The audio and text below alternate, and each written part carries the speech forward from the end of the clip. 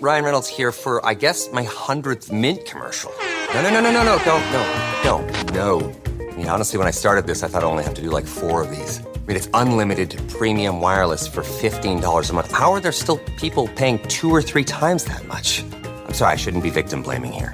Give it a try at mintmobile.com/save. Whenever you're ready. $45 upfront payment equivalent to $15 per month. New customers on first 3-month plan only. Taxes and fees extra. Speed slower above 40 gigabytes. See details.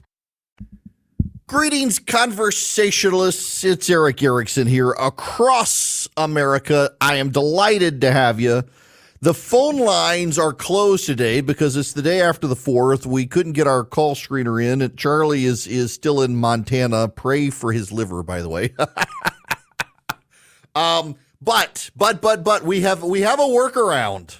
We have a workaround, and that is that if you have a voice memo app on your phone, like the iPhone has the built-in voice memo app. So you do a voice memo, you say who you are, where you're calling from, and you keep it short and to the point, and you email it to contact@ewerickson.com. We can play your voice memo. They will be properly screened before airing, and that leads me to Miguel. Hey, Eric. Just a comment about Kamala Harris. So my in-laws are Democrats, and brought up the point that, and I think this is a valid point, is Kamala Harris is black, and how do you go about removing Kamala Harris and it not looking bad for the Democratic Party if she is a minority and also a woman? Doesn't that bode really badly for them to have her then come off the ticket? Just wanted to get your thoughts on that. Well, first of all, God bless you for loving your in-laws, even though they're Democrats. Miguel, here's the issue. They can't. You touch on this, and your in-laws are right on this, that she's the first black female vice president of the United States. She's the first black vice president of the United States. She's the first female vice president of the United States, unless you include Al Gore in that. And the result is you can't remove her. You can't remove her. She's got to be the nominee. This is a party of woke intersectionalists. You cannot take out the black woman. You can't do it without the party being reduced to civil war. The question becomes then who Kamala Harris's running mate would be if she becomes the nominee. Here is the problem for all of us right now. A week and a day removed from Joe Biden's debate, we're still talking about whether or not Joe Biden is going to be the nominee, because right now Joe Biden is the nominee. Right now Joe Biden has refused to leave. Joe Biden says he's not going anywhere, and he thinks that he has the opportunity to reset the debate and by going to NATO. This is Shannon Felton Spence on Fox News. It's a moment that Washington has been preparing for, and it's supposed to be one of the sort of big rollout moments of Biden's international presence and as a world leader. There's several of them this summer. There was the G7, and there was, of course, the D-Day commemorations just a couple of weeks ago, and now NATO 75, which is sort of in our home territory, our home court, so to speak, here in Washington. And so I think all eyes are going to be on the president, right, especially coming off of those previous 2 international events and also the debate. We've heard that this is sort of make or break for the president at the moment, and there's only a matter of days or a matter of weeks. I think the campaign is probably squarely looking at NATO 75 as a way to retake the momentum and retake the narrative, but we will just have to see. Now, for those of you not watching this as a video clip or on a video live stream, while the Shannon Felton Smith is talking on Fox Business about this, the video that is on the screen is of Joe Biden yet again getting lost with Giorgia Meloni having to pull him back with the parachutists. Remember, that is the video that the media said was a deep fake until they said it's a sign of Joe Biden losing his mind. If you don't know this, the other day, remember that video of Joe Biden at the Juneteenth ceremony where he stood very stiffly and everyone else was dancing? And Republicans said he's frozen again, and the New York Times at the time denounced Republicans for saying that. 2 days ago, on July 3rd, the New York Times used that same video as evidence of Joe Biden's cognitive decline, having just 3 weeks ago denounced Republicans for saying the same thing. They've all been in on it. Here's the problem. Democrats want to reset with Joe Biden. But you can't put toothpaste back in the tube. Have you ever tried to put toothpaste back in a toothpaste tube? It's not actually possible. I shouldn't say not possible, but you understand me. It's not easily done. For you and me, it's pretty impossible. For Joe Biden and the Democrats, every time he has a flub now, it's just going to reinforce dementia. And tonight, he's going to speak to George Stephanopoulos. It'll be 8 p.m. on ABC News. They were going to run clips tonight during the ABC Evening News and save it for Sunday. And under pressure from the White House, they decided to get it on out there. The White House, of course, wants it on out there, so if Biden needs to get out of the way, he can make the decision this weekend. But they're hoping for a NATO reset. They're hoping that Joe Biden, for the 75th anniversary of NATO, it's going to be in Washington, D.C. He's not going to have to travel. So he should be sharpened on his A game, and they want that as a moment to reboot. They want that as a moment to show he's still in charge. If we get into next week, after the Stephanopoulos interview, and everyone is still talking about how Biden is in cognitive decline, and the Democrats haven't circled the wagons, it's going to be game over for Biden. He's going to have to do it. They're going to ratchet up the pressure on him so much, he's going to have to realize he's got to go. I want to reiterate something for you. And it's really important that you just digest this. Joe Biden doesn't have to leave the race if Joe Biden doesn't want to. James Carville has used the quote from Nixon's economist, what cannot, will not. But Joe Biden can. He has a $212 million war chest. He can stay. He shouldn't stay, it's clear. But then the question becomes Kamala Harris, who for a very long time was the very reason that the 25th Amendment wouldn't be invoked is because no one wanted her to be president. And even among the Democrats, Kamala Harris is not particularly well liked. The Trump team last week said they believe Joe Biden is going nowhere. But in the last 48 hours, video surfaced of Donald Trump on a golf course saying that Joe's out, Kamala's the nominee, and she's worse than him. Calls her cackles. He's not wrong. More and more video has come out of Kamala Harris repeatedly using the most absurd lines to talk about time, things like that. She's not a bright, thoughtful person. She doesn't do the prep. She doesn't read the briefing papers. She gives the same speeches. She goes with the same cliches. The Democrats now, there are a number of stories that have started to come out of Democrats convinced that Kamala Harris is actually a very strong nominee. The way I interpret these stories that are starting to come out about Kamala Harris is these are the people who are doing their best to convince themselves that Kamala Harris is sharp, with it, and has it together. Axios has a story, Trump's Kamala Harris plan. Harris would put in play two things working in Trump's advantage right now, vitality and energy. Trump knows he seemed exponentially quicker and more energetic than Biden on the debate stage, and many Democrats are unenthused about this ticket more broadly. Harris changes this at 59, turning 62 weeks before the election. She's 2 decades younger. A new ticket could yank Democrats out of their post-debate funk. Trump's advisors worry he has no filter and recognize attacking a Black American, South Asian American woman could backfire among swing voters.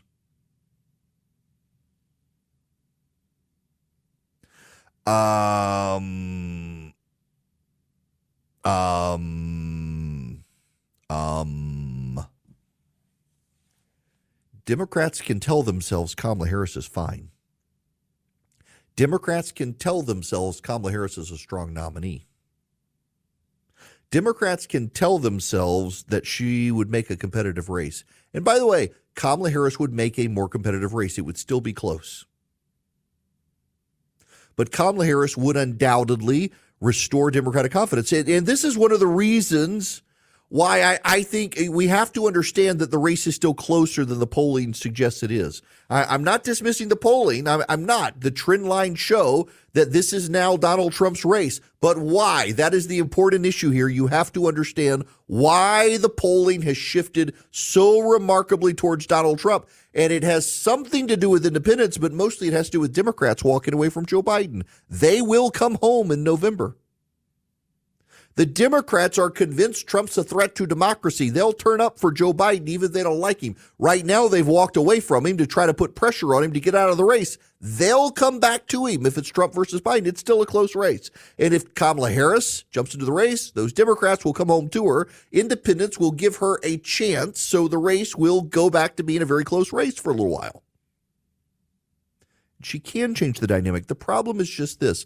Kamala Harris ran such a bad presidential campaign last time, she couldn't make it to Iowa. The people who are telling you that Kamala Harris is a great candidate are the people who are trying to suck up to her now, thinking she's inevitable. That includes the reporters. That includes the White House press corps. Kamala Harris's campaign for president was so bad, she was focused on winning the Twitter battle every day, not on winning the election. She couldn't make it to Iowa. If she couldn't make it to Iowa, how's she going to make it across the finish line ahead of Trump?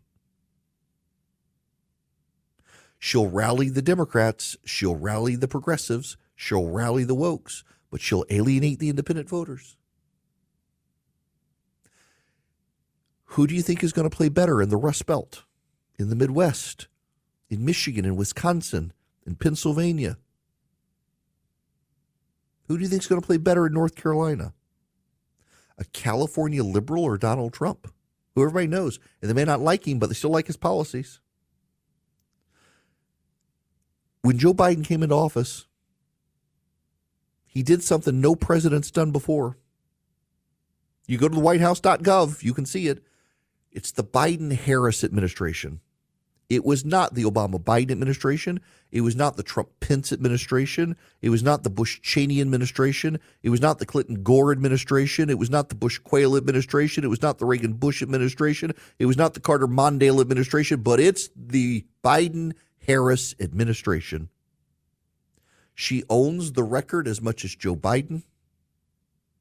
The number one issue for voters in America right now is immigration and the border, and that was her issue. She became the border czar and failed to solve it and gave trite speeches about the underlying issues. She hasn't gone to the border, didn't want to go to the border, was dismissive of going to the border. She went to the countries of origin trying to claim that she was solving the problem. And you know who solved the problem? Bukele and the others down there who cracked down on crime. And what did Biden and Harris do? Condemned them. Yes. You had the El Salvadorian leader crack down on crime, threw them all in jail, turned one of the most dangerous countries in Central America into literally the safest country in Central America. What did Biden and Harris do? They condemned him. She's not the safe pick, but she's the only pick. She happens to also be the diverse pick. So the Democrats will go down this road with her if Biden steps aside. But that's a big if still. Joe Biden still has to be convinced to get out of the race. They cannot push him out. They can only push him down the stairs. And they're not going to do that. So it's all a hypothetical. It's going to be Kamala Harris if it's not Joe Biden. But right now, it's going to be Joe Biden. And if he can make it through the end of next week and do the NATO summit and have a good conversation with George Stephanopoulos, he's not getting out of the race and they can't make him. Welcome back. It is Eric Erickson here. If you want to get on the show today, email contact@ewerickson.com. Send your voice memo. Your first name, where you're from, if you can, be short and to the point. We will vet those and screen those. We'll treat it like an open line Friday. You can't call in and interact with me, I'm afraid, though, because, well, it's the day after the 4th of July, and we couldn't get the call screener in today. But this is working. Here is Jeff. Well, it would help if I actually rearranged the audio from me listening to them to you being able to hear them. This is Jeff. Kamala Harris's father is a Jamaican, native Jamaican. Her mom is from the country of India. Can you explain how that makes her black? Thank you. This is part of the problem, actually. She is black. Her father is of Jamaican descent. She is black. She's just not African American. Reminds me one time, I think it was Bob Costas, there was a white lady from Kenya who won something at the Olympics years ago. I want to say it was the 96 Olympics. And Bob Costas referred to her as the first non-African, or what does he say? Non-African American African, something like that. It was something very convoluted. He didn't want to say black, first non-black person from Africa to win this thing in the Olympics. He said non-African American African. She's not African American. She's black, though. Her father is Jamaican. And the problem is she doesn't have the experience as what a lot of African Americans in this country would have. Take Tim Scott, for example, who descends from slaves from South Carolina. Kamala Harris's family in Jamaica were slave owners. So she does, however, have this American experience. An immigrant family comes here. She's born, American citizen. What a great country. An immigrant to this country can have a child, and that child can become vice president of the United States. The problem is that Kamala Harris and so many people on the left will hear this story and talk about how bad the country is nonetheless, when actually it's such a great thing. Such a great thing that we can, in this country, see the daughter of immigrants become vice president, and maybe, if Joe Biden steps aside, maybe a presidential candidate in the United States. This is why this country is so great, and yet so many people on the left still look down on it. We have immigrants coming here all the time, and one of our problems right now is the massive number of illegal immigrants at the border coming. Americans for Prosperity wants to educate you on this issue. If you go to Secure Border, secureamerica.com, Americans for Prosperity has set up a website where you can get involved and learn about the border, learn about the policy proposals, learn which proposals are the best common sense conservative solutions to build a wall, hire more agents, and employ technology where building a wall is impractical. There are all sorts of proposals out there on the right. Americans for Prosperity wants to get you involved in educating you on those proposals, and then allow you to go to your members of Congress very easily and tell them this is what you think should be done. All you have to do is go to Secure Border, secureamerica.com. That's Secure Border, secureamerica.com. Brought to you by my friends at Americans for Prosperity, a do tank, not a think tank. They go across the country into states doing the business of the conservative movement, advancing the country for free markets and free people for conservative ideas. Go to Secure Border, secureamerica.com today. Greetings, conversationalists across America. It's Eric Erickson here. As I have mentioned, if you want to be on the show today, you got to email a voice memo to contact@ewerickson.com. And you can get on the show, but your memo needs to be short, pithy, to the point. Tell me who you are, where you're calling from. Let's go to Dwayne. This is Dwayne White in Buford, Georgia. When you think about who should have said something about Biden's condition, whether it was reporters or staff or anybody, to me it seems like it would be the Secretary of State or the Secretary of Defense or both, who would be the people who would recognize that something's wrong here, and if they were really trying to protect the country, would say something about it. Let me know your thoughts on that. Dwayne, you're right, but we're talking about a Secretary of Defense that disappeared from his job to have surgery and didn't tell anyone he was leaving. We're talking about a Secretary of State that, instead of doing diplomatic work, showed up with his electric guitar at a bar in Kyiv. We're not talking about the adults. We're talking about the immature children who have been put in charge by Joe Biden. This is fundamentally part of the problem. We got all sorts of problems here. I got an email from somebody, and you know, I'm glad. I want to talk about this. I do need to talk about the economy, but I'm glad for this to come up. My apologies. I'm sending this from work, listening to your show. I do so every day, thinking about Biden or Harris running on the Democratic ticket, not wanting to get too conspiratorial here. But what if there really is the possibility of skewed voting machines or poll workers doing something to send the election to the Democratic candidate across the country? Look, I don't want to refight stolen election stuff with you guys, because as much as some of you are absolutely convinced the election was stolen, I'm absolutely convinced they stole it fair and square. They didn't rig voting booths and machines. They used lawyers to change the rules in the middle of the game, and Trump's lawyers were ineffective against them. So we got Dropbox because Trump's Homeland Security Department recommended them, and Democrats took advantage of them, and they outplayed Republicans. Yes, they changed the rules in the middle of the race, and to the extent you say that's stolen, okay. But that's what they did in order to win. They changed the rules. They opened the ground for drop boxes. They took advantage of it, but they didn't rig voting machines. And this is something I think that a lot of people don't understand, and it's actually one of the geniuses of our system. Is elections are the purviews of the states, not the federal government. And every single state has a different method of voting. And within states, sometimes there are different methods of voting. Pennsylvania, for example, every single county gets to decide how it wants to vote. Machines, paper ballots, if machines, what machines, from what company, using what procedure.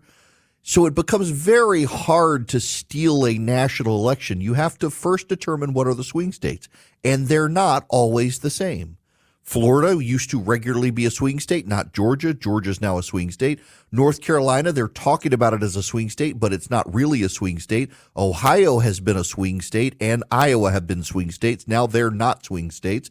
Pennsylvania used to not be a swing state. It's now a swing state. Arizona was a reliable Republican state. Now it's a swing state. Nevada had been a reliable Democrat state. Now it's a swing state. So every 4 years, you got to determine what are the swing states, what are the swing parts of those states, and what are the rules of the elections in those counties, in those swing states in order to swing the election. And what, by the way, are the swing precincts in the swing counties? Because if you do wholesale data manipulation in a county, it's going to be easier than if you do precincts. And then on top of that, every Secretary of State has to do a quantifiable analysis after the election where they do random auditing of the ballots that have to align with a statistical sampling. And if they don't align, then they do a wholesale audit of the entire system, which hasn't happened because they've tended to align. It's actually very hard to manipulate the machines. And the irony here is that all of the people who want to go back to paper ballots is historically where the fraud has happened in elections in the United States, not with the machines. The reason it's harder with the machines is, one, it's very hard to get in and hack the machines, contrary to what you've all heard. Actually, the machines are not connected to the internet on election day. They don't do that in most states. I won't say all, but in most states they don't. They can be connected to the internet. And they are for uploading patches and things like that, but you don't know when it's going to happen. It's just very complicated. And the people who have concocted the machines are stealing the election conspiracy theories are largely ignorant of how the machines work, and they've relied on experts who've claimed expertise who actually don't have the expertise to deal with the situation. So you're relying on people and you trust their credentials, and actually many of them have lied about their credentials. It's very hard to have a machine steal an election. And again, for every one of you who says we need to go back to paper ballots in the country, paper ballots is where the fraud happens. Because once a paper ballot gets into the system, you can't delete the paper ballot. With the machines, they're recorded in a sequential vote. We don't know who that person is in most cases, except it's discovered in Texas on election day. It's easy to figure out. But if there are problems with machines, you can see, was this ballot scanned? And when there are printout of ballots, you can make sure they're not double counted. With paper ballots, it's real hard to sort and figure out and pull something out of the system once it gets into the system. It's very hard to do with paper ballot. Remember, one of the big concerns for so many people about the election was the mass pile of printed absentee ballots. And I mean, this is where the logic on stolen election arguments conflicts itself. You want paper ballots, and yet we're upset with the massive pile of unfilled out paper ballots for absentee voting that we're seeing. Do you really want those paper ballots? If I can't convince you about the paper ballot, look, it's okay. You're not going to convince me the election was stolen, but I want you to understand that if you do think the election was stolen, it's very hard to say that it was the machines that did it, because it is so hard to figure out which machines in which precincts of which counties of which states have to be used. Some of them aren't connected to the internet.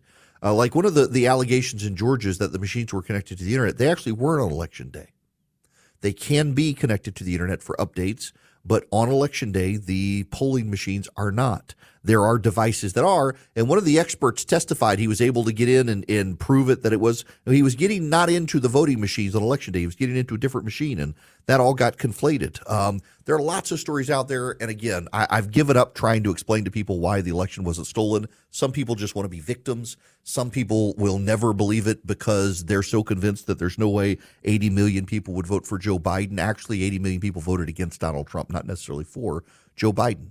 And people just want to believe what they want to believe. There are people who believe that you can pick your pronouns and that boys can become girls. And there are people who believe the election was stolen. Same people, different argument, but both epistemically convinced of something that's not true. Now, I have to move on to the economy because there is economic news out there that we do have to pay attention to, and it's not good. On top of all of the chaos for the Biden administration, well, there's this. June jobs report. Non-farm payrolls expands 206,000.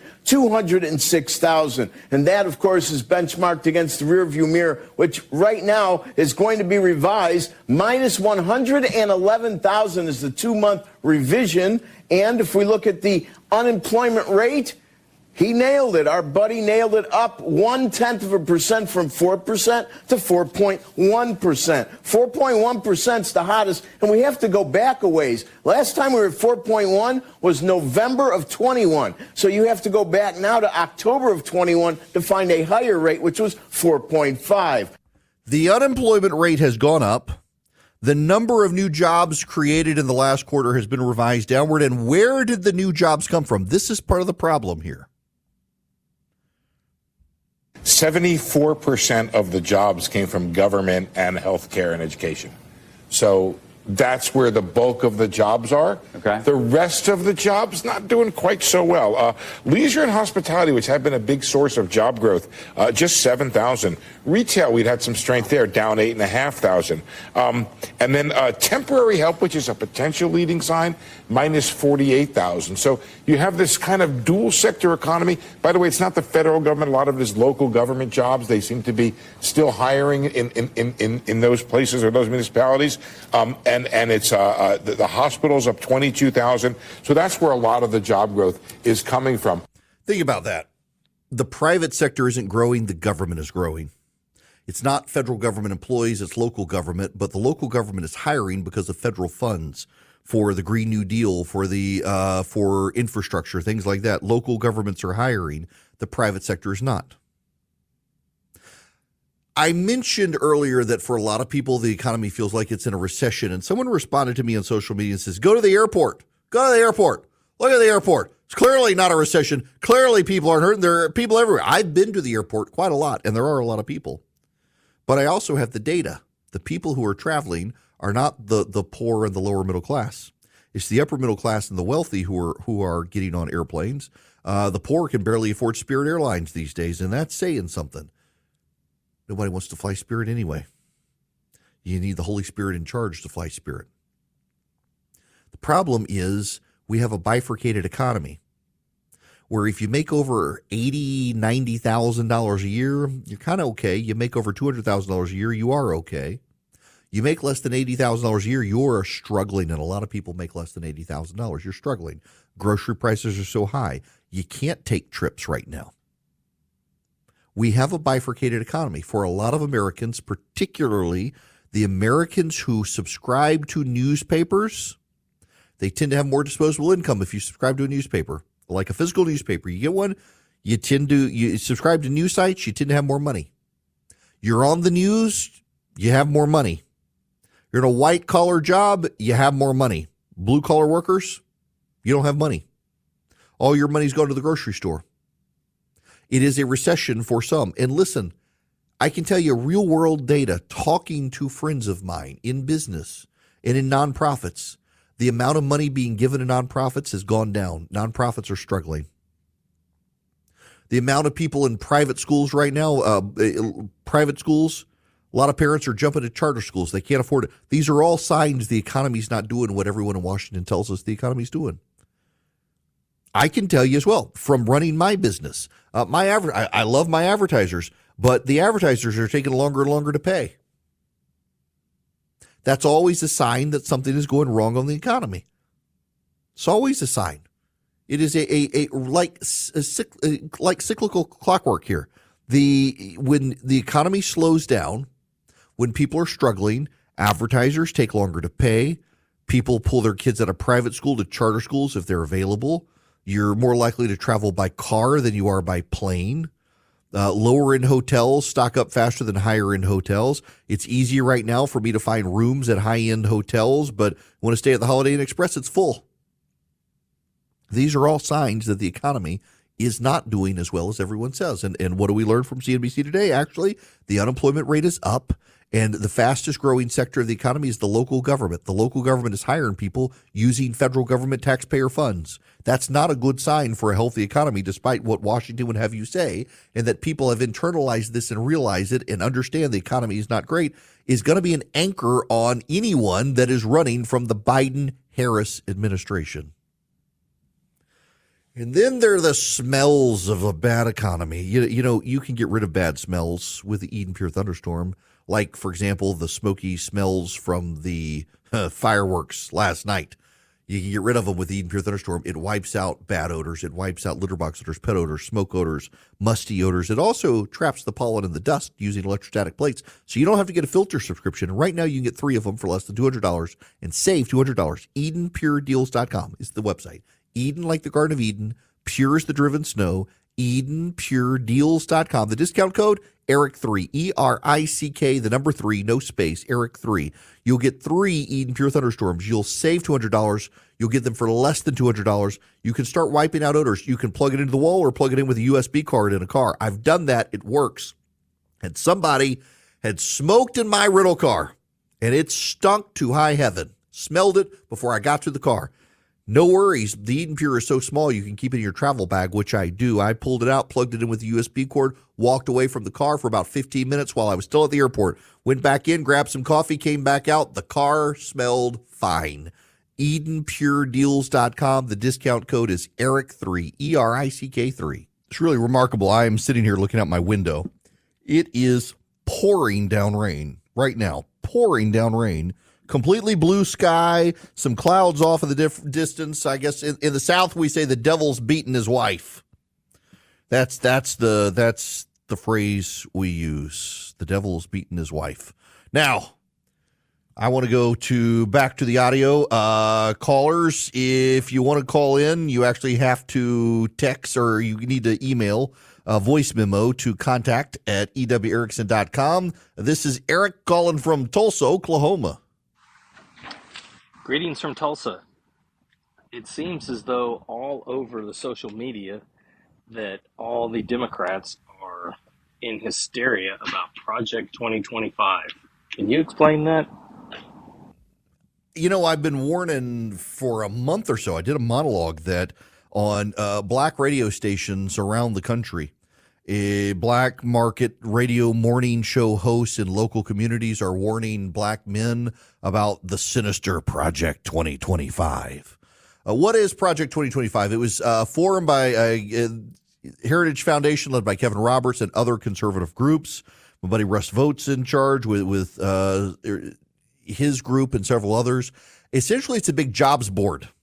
You can go on and submit your name right now and your resume to be considered for placement in the Trump administration should they win in 2025. But There are also public policy positions that they would like the Trump administration to advance. Now, here's the thing. This is an outside group of conservatives. It's not actually the Trump campaign. In fact, Trump has come out and disavowed it, says, I know nothing about it, not involved with it. Some of the people who would staff his administration, though, are involved with it. But it's really kind of innocuous. They're making a mountain out of a molehill because they're trying to distract from the problems with the Biden campaign. For example, one of the things is that cultural conservatives would love to ban pornography in the United States. They can't. Constitutional issue there. It's not going to happen, but that's what they say they want to do. They want to secure the border. A lot of them are pro-tariff, which I'm not. I think it's a bad idea, but a lot of them are. But the basics of Project 2025 are very straightforward. When you get elected to office, it takes you a year or so to staff an administration if you get elected president, because you got to vet everybody. Well, Project 2025 is essentially a pre-clearinghouse where you compile all the resumes now, you vet everybody right now, you make sure they'd be compatible with your vision for the country and not try to undermine it, and you begin to clear the resumes to make the appointment process much faster once the Trump administration comes, if it does. But the left, of course, is trying to scare everybody about it. I do think they did more than they should have publicly in giving ammunition and making themselves an issue where it distracts from everything else. But also the left is trying to do that. Now, I got to tell you about omahasteaks.com because summer grilling season is here. They got some great hot off the grill package for you. You go to omahasteaks.com. You can take their summer grilling package. It's $99. And if you use my name at checkout, ERICK, use it as your promo code, you're going to get $10 off. It's a great deal from Omaha Steaks. They deliver it fresh to your door. You can grill it at your convenience, and you get burgers and franks, and you get steaks and chicken and pork, you get desserts, you get sides, you get so much at Omaha Steaks, and it's great quality too. Plus, they have a 100% satisfaction guarantee. So if you're not happy with it, they're going to make you happy with it because it's Omaha Steaks. It's what they do. They want you to be a repeat customer. That's why they give you great quality and great customer service. omahasteaks.com. At checkout, use Eric, ERICK, as your promo code, and you can save even more at omahasteaks.com. You get great food delivered to your door, perfect for summer grilling season. omahasteaks.com. Use Eric as your promo code at checkout.